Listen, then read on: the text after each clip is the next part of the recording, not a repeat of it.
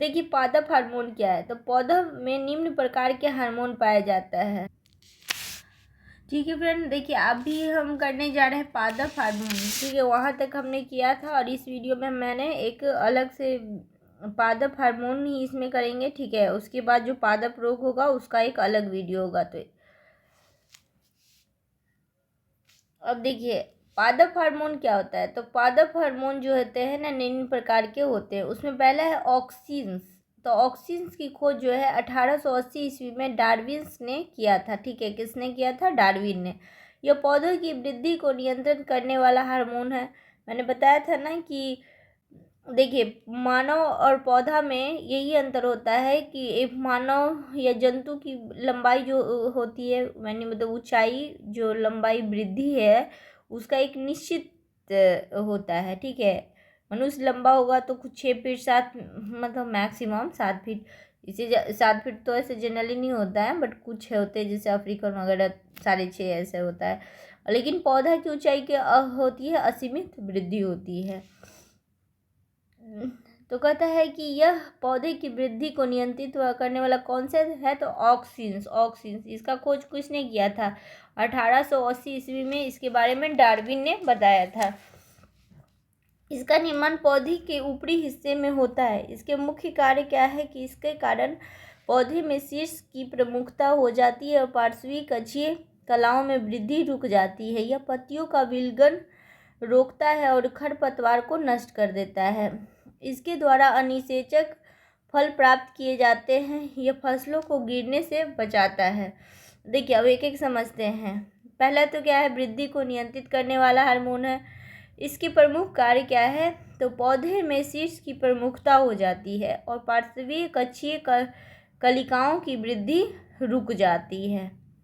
ठीक है, मतलब देखिए ऐसा नहीं कि पौधा का हर पार्ट बढ़ता है, ऊपर वाला पार्ट बढ़ता है कुछ। जैसे देखिए अब इधर वाले स्टेम होंगे, ये होंगे। अभी ऐसा नहीं कि ये जो है इसका क्या बोलते हैं, जो मेन धड़ है, रूट तो नीचे होता है। ये जो तना तना तो छोटे छोटे, बट इसको बोला जाता है ना जो स्ट्रॉन्ग वो वाली तना होती है बीच वाली। ठीक है, जैसे जिसको पौधे का धड़ बोलते हैं। तो ये क्या होता है, ऐसा नहीं कि बहुत ज़्यादा वृद्धि, एक लिमिट टाइम में ये भी रुक जाएगा। इधर की जो शाखाएं होंगी वो भी बहुत ज़्यादा, ऐसा नहीं कि इधर बहुत, लेकिन ऊपर बहुत फैलता है। ठीक है, ऊपर की ओर तो कुछ को लिमिट करता है, कुछ को क्या करता है, ऊपरी शाखा वो बढ़ते रहता है हमेशा। इस प्रकार पौधे की शीर्ष की प्रमुखता हो जाती है और पार्श्वीय कक्षीय कलाओं की वृद्धि रुक जाती है। यह पत्तियों को विलगन रोकता है। ठीक है, विलगन मतलब पत्तियों को टूटने से रोकता है। तो क्वेश्चन ये भी आता है कि पत्तियों को टूटने से कौन रोकता है, तो ऑक्सिन्स। ये खरपतवार को नष्ट कर देता है, ये भी सही है। इसके द्वारा अनिषेचक फल प्राप्त किए जाते हैं। ठीक है, इसके द्वारा क्या होता है, तो अनिषेचक फल प्राप्त किया जाता है। ये फसलों को गिरने से बचाता है। ये क्या करता है, फसलों को गिरने से बचाता है। इसके द्वारा अनिषेचक फल प्राप्त किया जाता है, यह फसलों को गिरने से बचाता है। तो देखिए ऑक्सिन का काम क्या होता है कि शीर्ष की मतलब कि कुछ पार्ट जो होते हैं ऊपरी शीर्ष वाला भाग को वृद्धि करवाता है, पार्श्वीय जो लैटरल होते हैं उसको सीमित करता है। ठीक है, दूसरा पत्तियों को टूटने से रोकता है, खरपतवार को नष्ट कर देता है। ऑक्सिन हार्मोन है। जैसे देखिए कभी कभी आप देखे होंगे पौधा होता है एक पेड़ के पे, देखिए पेड़ के पर भी ना, जैसे जनरली होता है कि नीम का पेड़ है उस मतलब पीपल का पेड़ है उसमें में नीम का पेड़ होने लगा छोटे छोटे, तो वो उसके लिए खरपतवार होते हैं, तो उसको भी नष्ट कर देता है। इसके द्वारा अनिषेचक फल प्राप्त किए जाते हैं। ठीक है, अनिषेक फल। देखिए फ्रेंड कल हमने अनिषेक फल बताया था, अब देखिए फिर से एक बार देखिए ताकि याद। अनिषेक फल किसे कहते हैं, कुछ पौधों में बिना निषेचन हुए ही अंडाशय से फल बनता है, उसको बोलते हैं अनिषेचक फल या पार्थिनोकार्पी। इस प्रकार बिना निषेचन के जो फल का विकास होता है उसको बोलते हैं अनिषेचक फल। और इस तरह साधारण जो होता है वो देखिए साधारणतः मैंने बताया था ना कि साधारणतः बीज रहित होता है। पपीता ठीक है। पपीता में बीज होता है जनरली, देखिए कोई कोई पपीता में नहीं बीज होता है, बट ऐसा नहीं, पपीता में बीज होता है। तो बीज साधारणतः बीज रहित होता है, बट बीज होता है। केला, अंगूर, अनानास, ये सब क्या है, तो अनिषेचक फल है। ठीक है, तो ये अनिषेचक फल प्राप्त किए जाते हैं और यह फसलों को गिरने से बचाता है। ठीक है, जो अनिषेचक फल जैसे केला, अंगूर, पपीता, अनानास ये सब है, तो उससे ये किसके कारण, तो ऑक्सीन्स के कारण पाए जाते हैं और ये फसलों को गिरने से बचाता है। अगला है जिब्रेलिन्स। इसकी खोज किसने की थी, तो जापान वैज्ञानिक कुरोसावा ने 1926 ईस्वी में किया था। ठीक है, इसकी खोज किसने की थी, जापानी वैज्ञानिक कुरोसावा। उस ऑक्सीन्स का खोज डार्विन ने किया था 1880 में और जिब्रेलिन्स का खोज कुरोसावा ने 1926 में किया था। यह बौने पौधे को लंबा कर देता है। यह फूल बनने में मदद करता है। ठीक है, तो पूछेगा कि बौने पौधों को लंबा कौन कर देता है, तो जिब्रेलिन्स। फूल बनने में मदद कौन करता है, जिब्रेलिन्स। यह बीजों की प्रसुप्ति भंग कर उनको अंकुरित करने के लिए प्रेरित करता है। ठीक है, बीजों की क्या करता है, प्रसुप्ति को भंग कर उसको अंकुरित करना। तो अंकुरित, देखिए बहुत बड़ा इंपॉर्टेंट प्रश्न बनता है यहाँ से कि बीजों को अंकुरित कौन करता है, तो जिब्रेलिन्स। पौधा को लंबा करने में, ठीक है, फूल बनने में मदद करता है। ये काष्ठीय पौधा में एघा कैम्बियम की सक्रियता को बढ़ाता है। यह काष्ठीय पौधों में एघा यानी कैम्बियम की सक्रियता को बढ़ाते हैं।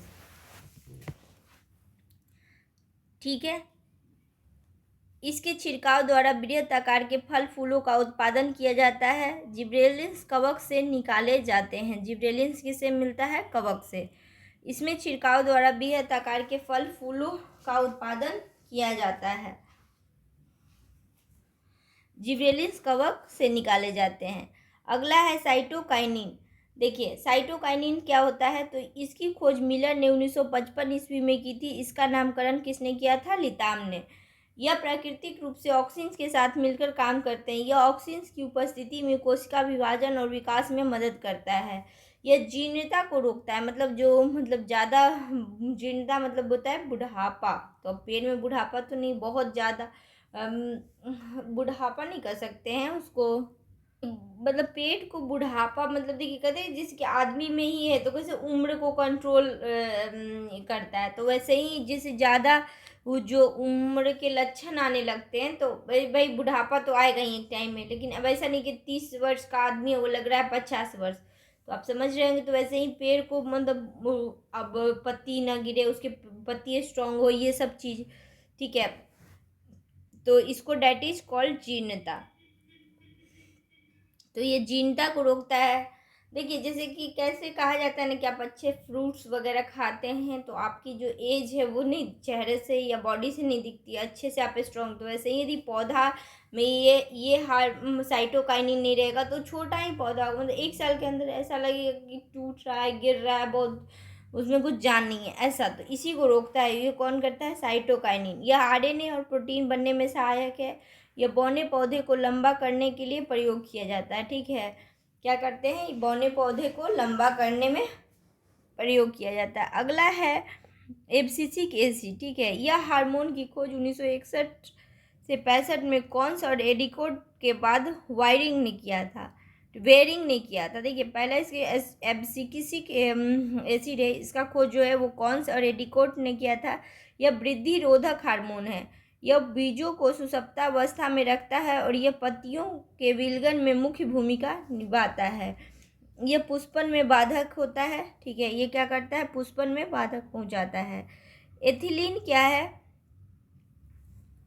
इसको थोड़ा सा एब्सिसिक एसिड को फिर से समझते हैं। एबीए कहते हैं। तो इसका खोज किसने किया था, तो कॉन्स, एडिकोट और बाद में वेरिंग बताया था। यह वृद्धि रोधक हार्मोन है। ठीक है, अब देखिए पौधा भी है तो ऐसा नहीं अनलिमिटेड वो आकाश छू दे, तो इसमें भी जो वृद्धि को रोकता है वो क्या है, एब्सिसिक हार्मोन। यह बीजों को सुषुप्तावस्था में रखता है। यह पत्तियों को विलयन में मुख्य भूमिका निभाता है और यह पुष्पन में बाधक होता है। ठीक है, पुष्पन में क्या होता है, बाधक होता है। अगला है एथिलीन। यह एकमात्र हार्मोन है जो गैसीय रूप में पाया जाता है। हार्मोन के रूप में बर्ग ने 1962 ईस्वी में प्रमाणित किया था। ठीक है, और यह फलों को पकाने और मादा पुष्पों की संख्या में वृद्धि करता है। यह पत्तियां पुष्पों और फलों के विलगन के लिए प्रेरित करता है। ये भी मिथिलीन हार्मोन भी पूछा जाता है। अगला है फ्लोरोजिनेंस। ये पत्ती में बनते हैं लेकिन फूलों को खिलने में मदद करते हैं, इसलिए फूल खिलाने वाला हार्मोन भी कहते हैं किसको, फ्लोरिजेंस। अगला है ट्राउमेटिन। यह एक प्रकार का डाइकार्बोक्सिलिक अम्ल है। ठीक है, ट्राउटमिन क्या है, डाइकार्बोक्सिलिक। इसका निर्माण घायल कोशिकाओं में होता है, इससे पौधे का जख्म भर जाता है। किससे, ट्राउमेटिन। ठीक है फ्रेंड, अगला वाला वीडियो में हम करेंगे पादप रोग। ठीक है, थैंक यू फॉर वॉचिंग।